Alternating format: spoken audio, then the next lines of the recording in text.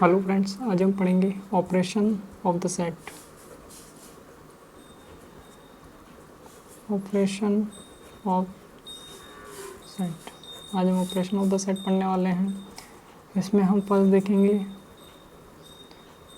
Union of set. ठीक है, पहले हम इसकी डेफिनेशन की बात कर लेते हैं, फिर इसको डिटेल में पढ़ेंगे एग्जाम्पल के साथ। Let A and B be any two set. The union of A and B is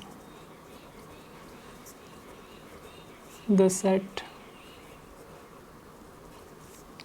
which consists of all the element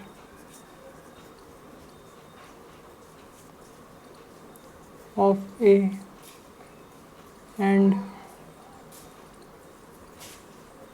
all the element of B. The common element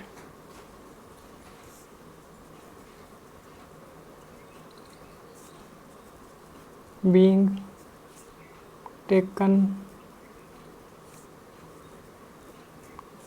only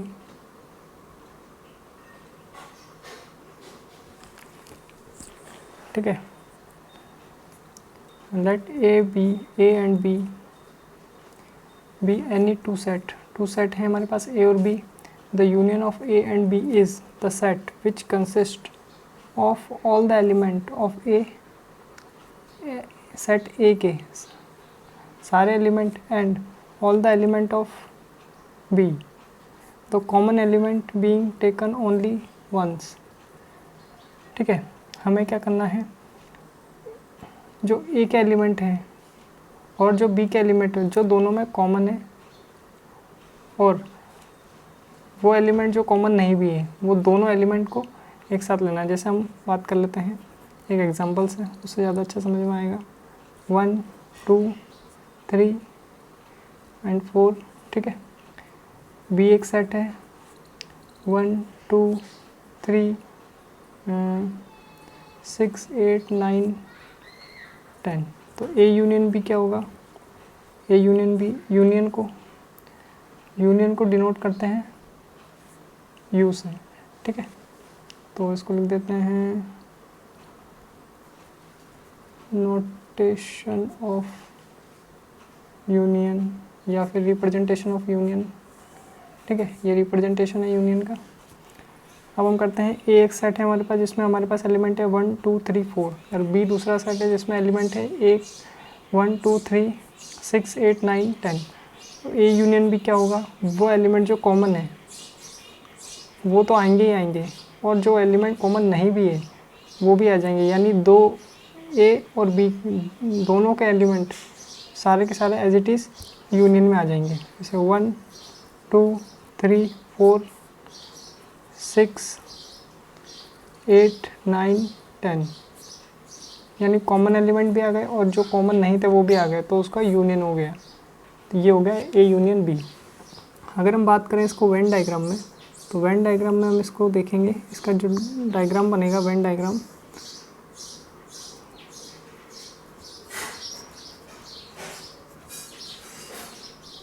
Venn diagram में ये होता है union. ठीक है, ये पूरा जो box होता है इसको यूनियन बोलते हैं, यानी इसमें सब सेट, जितने भी सेट हैं वो सब प्रेजेंट हैं। ठीक है, तो हमारे पास ये यूनिवर्सल होता है, यूनिवर्सल सेट बोलते हैं इसको, माफ़ कीजिएगा यूनियन में निकल गया मुझसे। यूनिवर्सल सेट होता है जिसमें जितने भी सेट हैं वो सब मौजूद रहते हैं।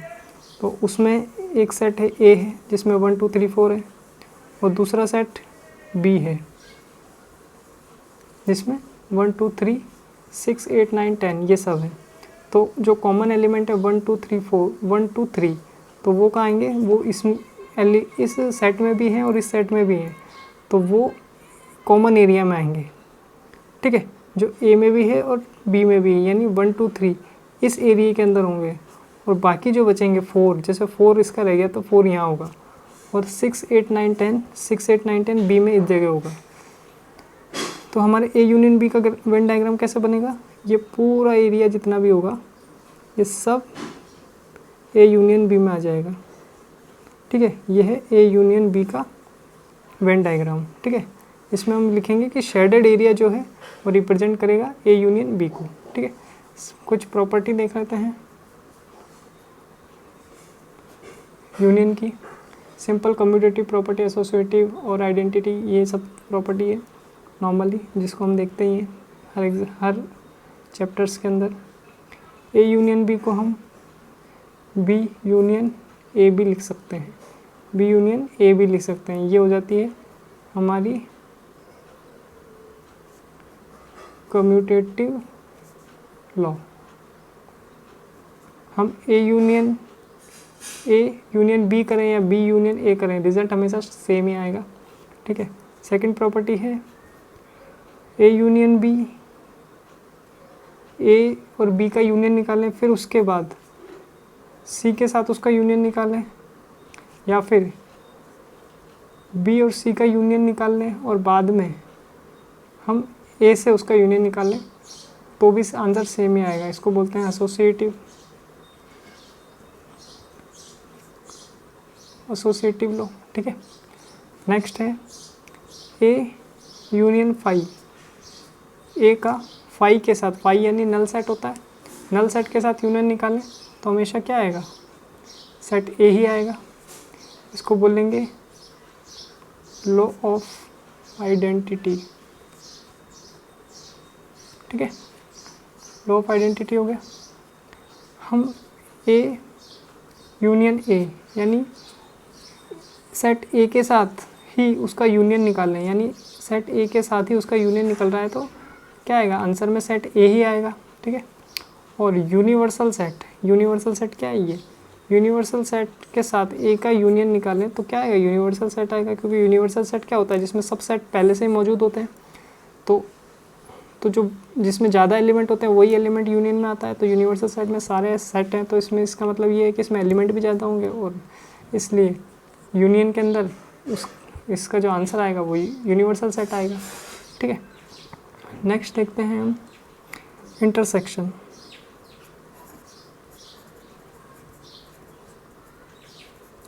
इंटरसेक्शन ऑफ सेट, ठीक है। इंटरसेक्शन ऑफ सेट देखते हैं। कॉमनली हम इसको बोलते हैं कि कॉमन जो सेट ए में भी है और सेट बी में भी है, जो दोनों सेट में कॉमन एलिमेंट्स है वो इंटरसेक्शन कहलाएगा। देख लेते हैं, डेफिनेशंस के थ्रू देख लेते हैं। The intersection of set A and set B is the set of all element which are common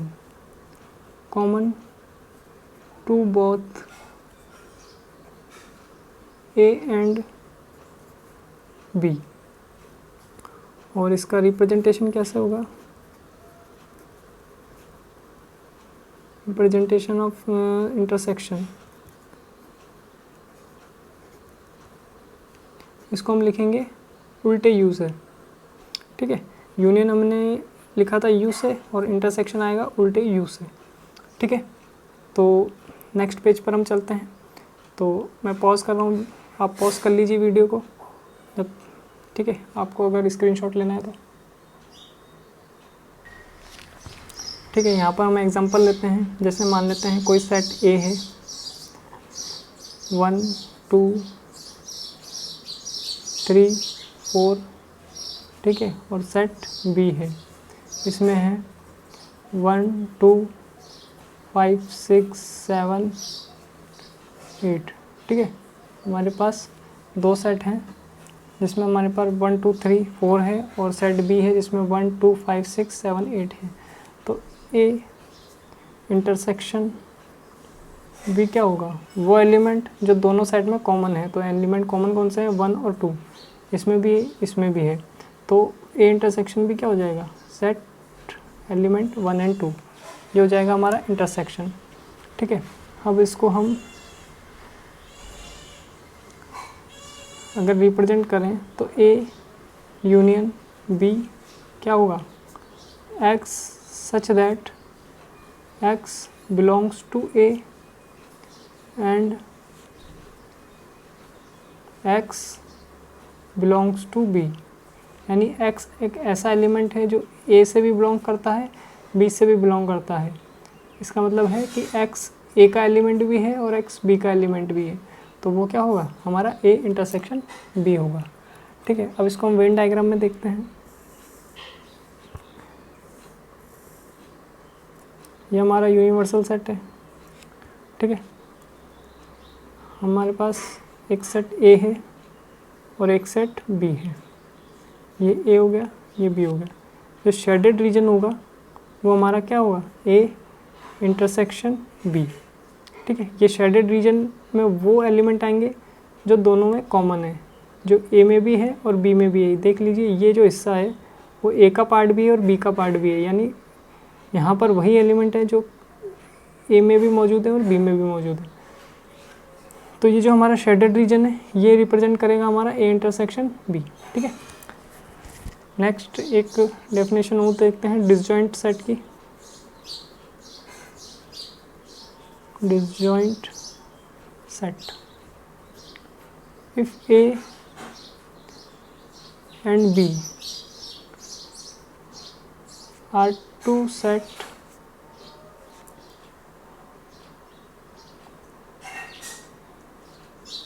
such that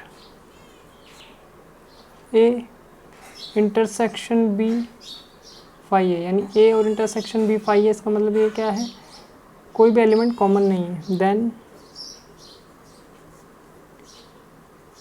A and B are called disjoint set। ठीक है, ए और बी में कोई भी जो सेट ए है और सेट बी है और उसमें कोई भी एलिमेंट कॉमन नहीं है तो वो क्या कहलाएगा, डिसजॉइंट सेट। अगर हम डिसजॉइंट सेट का वेन डायग्राम देखें तो ये हमारा यूनिवर्सल सेट हो गया। ये सेट ए है और ये सेट बी है।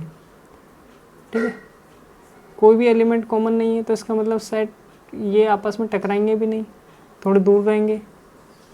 यहाँ पर वो एलिमेंट आएंगे जो ए में मौजूद है, यहाँ पर वो एलिमेंट आएंगे जो बी में मौजूद है। पर चूँकि यहाँ पर कोई भी एलिमेंट कॉमन नहीं है इसलिए इनके बीच में गैप रहेगा। तो ये हमारा जो डिसजॉइंट सेट का वेन डायग्राम है। ठीक है, इस यहाँ लिख सकते हैं नथिंग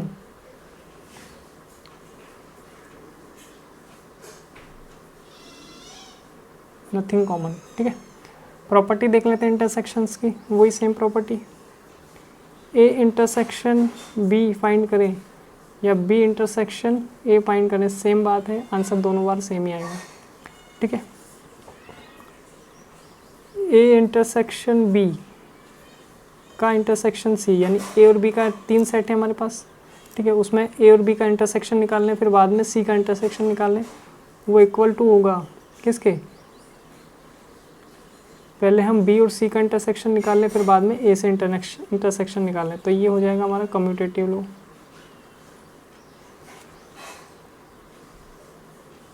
इसका मतलब ये जो फंक्शन है कम्यूटेटिव लॉ को फॉलो करता है। ठीक है, सॉरी, ये होगा एसोसिएटिव लॉ और ये होगा कम्यूटेटिव लॉ। कम्यूटेटिव लॉ ये हो जाएगा हमारा एसोसिएटिव लॉ। ठीक है, ये एसोसिएटिव लॉ हो जाएगा। और कम्यूटेटिव लॉ में क्या होता है, सीधा उल्टा एक समान। तो सीधा कर लो या उल्टा करके कर लो, बात एक ही, कम्यूटेटिव लॉ होता है। ठीक है, हाँ, अब नेक्स्ट है फाई के साथ किसी का इंटरसेक्शन लेंगे, मतलब सेट ए का इंटरसेक्शन लेते हैं, या फिर सेट ए का वाई के साथ इंटरसेक्शन लेंगे इक्वली होगा। ये वही बात हो गई कि कम्यूटेटिव लॉ को ही फॉलो कर रहा है। ए के साथ ए का इंटरसेक्शन लेंगे तो सेट ए में जितने भी एलिमेंट है वो सारे के सारे आ जाएंगे, तो आंसर आएगा सेट ए। ठीक है, अब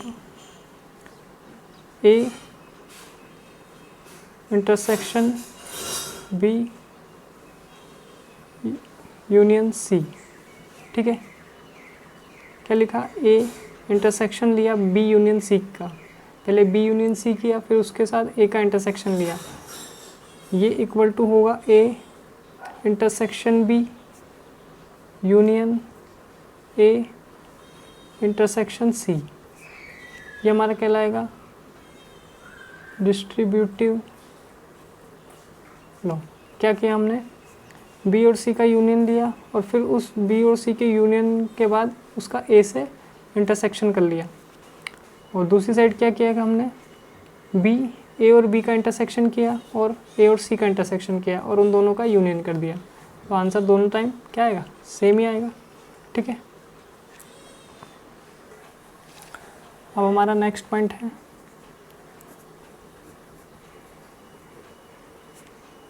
डिफरेंस ऑफ सेट।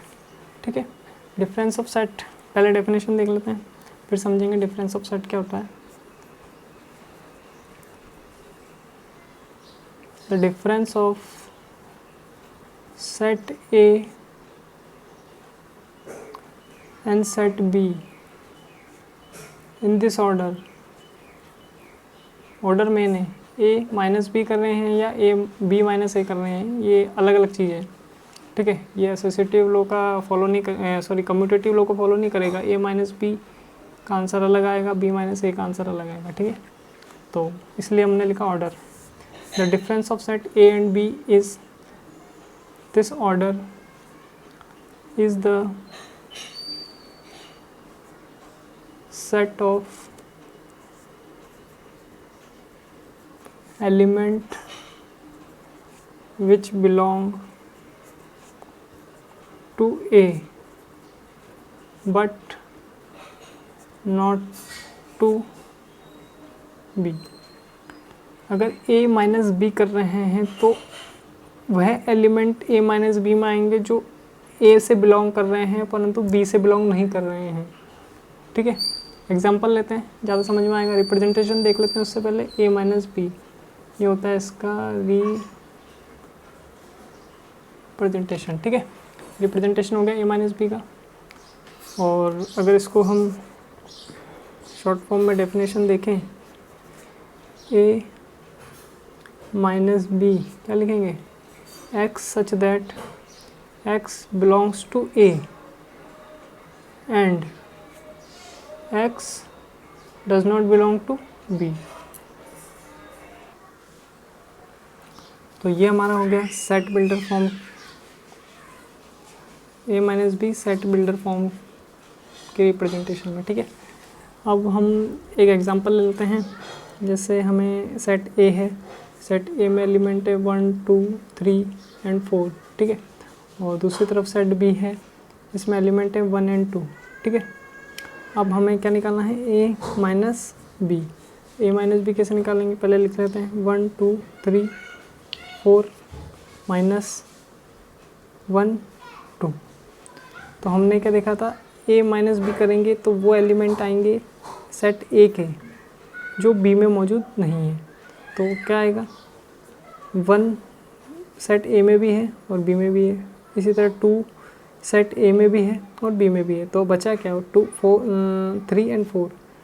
तो ए माइनस बी में जो आएगा वो क्या आएगा, 3 एंड 4, यानी 3 एंड 4 सेट ए में है परंतु बी में नहीं है। तो इस ठीक है, तो हमारे पास 3 और 4 क्या होगा, ए माइनस बी।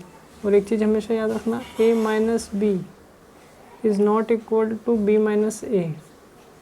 ठीक है, ए माइनस बी करते हैं तो ए के एलिमेंट आते हैं जो बी में मौजूद नहीं है, और बी माइनस ए करेंगे तो बी के एलिमेंट आएंगे जो ए में मौजूद नहीं है। इसलिए A minus B not equal to B minus A. ठीक है, अब इसका हम वेन डायग्राम देखें।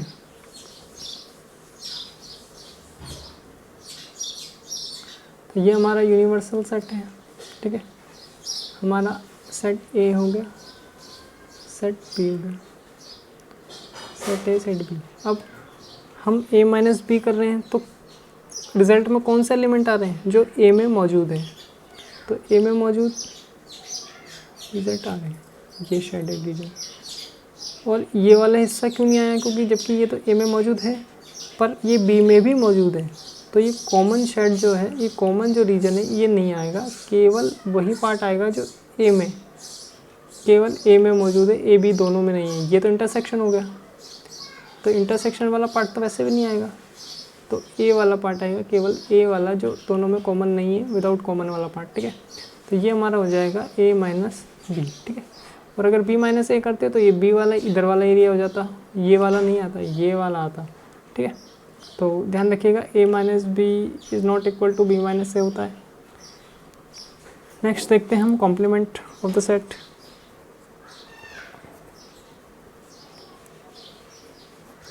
complement of set, let U be the universal set and A subset of U। Universal set एक है U और उसी का सबसेट है A, यानी U में ही A मौजूद है। सबसेट क्या होता है, यही होता है कि कोई सेट के अंदर दूसरा सेट होता है, यानी उसके एलिमेंट उसमें भी होते हैं, तो वो जो सेट होता है वो क्या हो जाता है, उसका सबसेट हो जाता है। तो इसी तरह यूनिवर्सल सेट है, यूनिवर्सल सेट में सारे सेट मौजूद पहले ही रहते हैं। तो मान लेते हैं ए कोई दूसरा सेट है और वो यूनिवर्सल सेट में मौजूद है, तो वो उसका क्या है, सबसेट है, ठीक है। Then the complement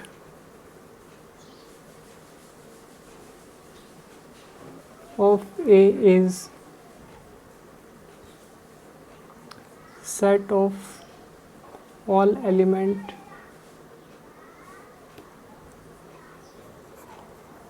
of U which are not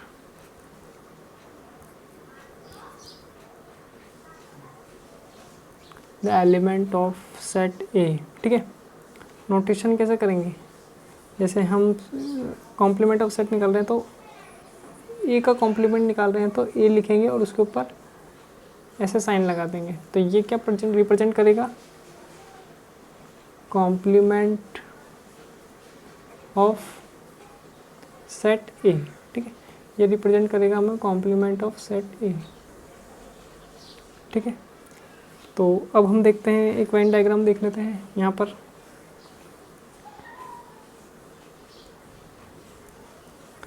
ये हमारा यूनिवर्सल सेट है और यहाँ पर एक सेट है ए, ठीक है।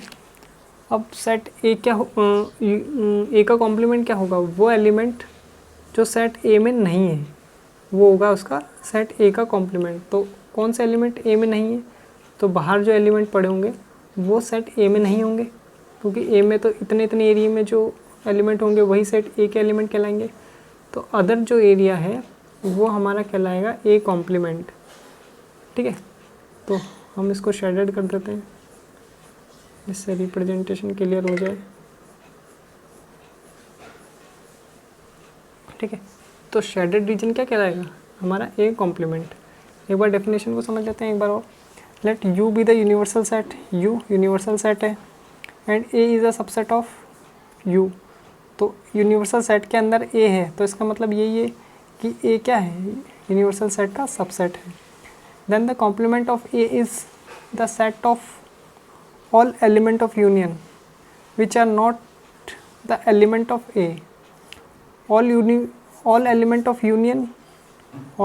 of union which are not element of A, जो A का एलिमेंट नहीं हो। तो A का एलिमेंट जो नहीं होंगे वो कहाँ होंगे, बाहर होंगे इस A से, तो ये क्या कहलाएगा, A का कॉम्प्लीमेंट, ठीक है। अब हम एक प्रॉपर्टी देख लेते हैं छोटी सी, जो कभी क्वेश्चन सॉल्व करने में आ सकती है। A का कॉम्प्लीमेंट क्या होगा, A हो जाएगा, ठीक है। ए का कॉम्प्लीमेंट क्या हो जाएगा, ए हो जाएगा। इसी तरह हम ए यूनियन यहाँ लिख देते हैं, A union B equal to होगा ए का कॉम्प्लीमेंट इंटरसेक्शन बी का कॉम्प्लीमेंट, ठीक है, ये हो जाएगा। सिमिलरली एक प्रॉपर्टी और है जो इसी का जस्ट इन्वर्स ही मान सकते हैं, ए इंटरसेक्शन बी का complement, A complement union B complement.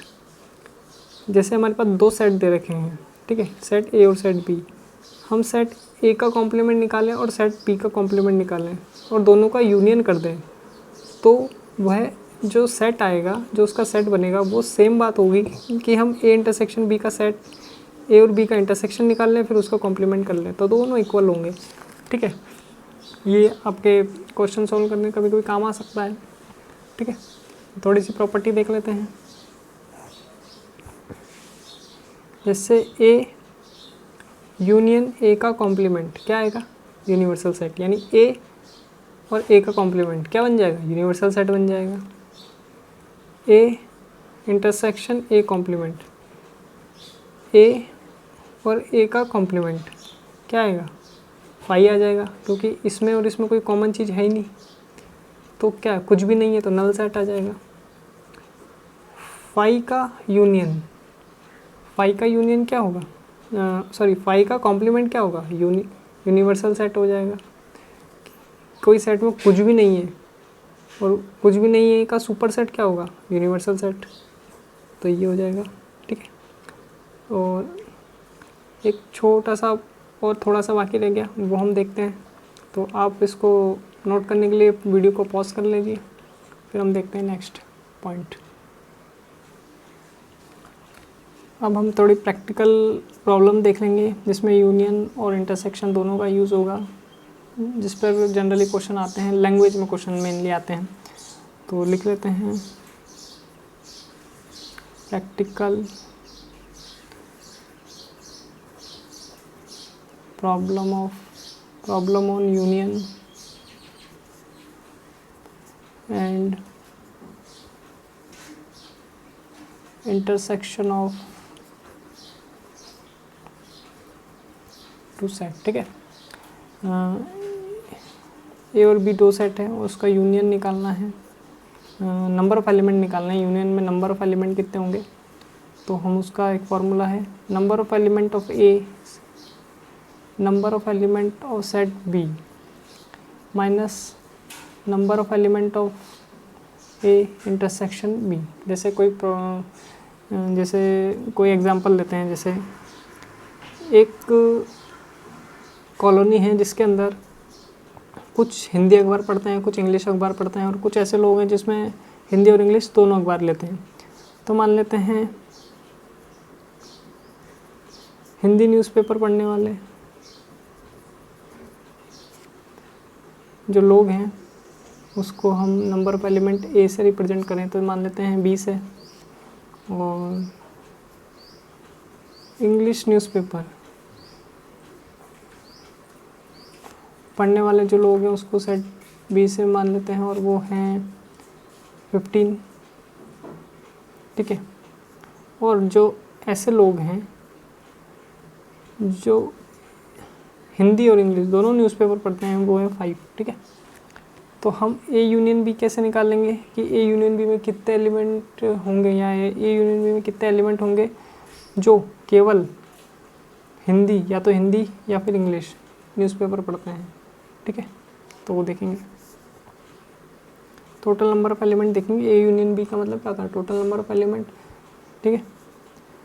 तो एन, फार्मूला तो लिखा हुआ है, हम सीधे वैल्यू रखते हैं, N A union B equal to number of element Hindi newspaper पढ़ने वाले 20, इंग्लिश न्यूज़पेपर पढ़ने वाले 15 माइनस 5, ठीक है।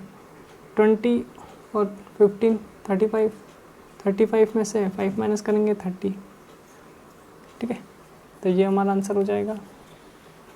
तो ए यूनियन बी में कितने एलिमेंट होंगे, 30 एलिमेंट होंगे। यानी कितने जने ऐसे हैं जो न्यूज़पेपर लेते हैं, या तो हिंदी लेते हैं या इंग्लिश लेते हैं या दोनों लेते हैं। तो 30 लोग ऐसे हैं जो हिंदी न्यूज़पेपर लेते हैं या इंग्लिश न्यूज़पेपर लेते हैं या दोनों लेते हैं, ठीक है।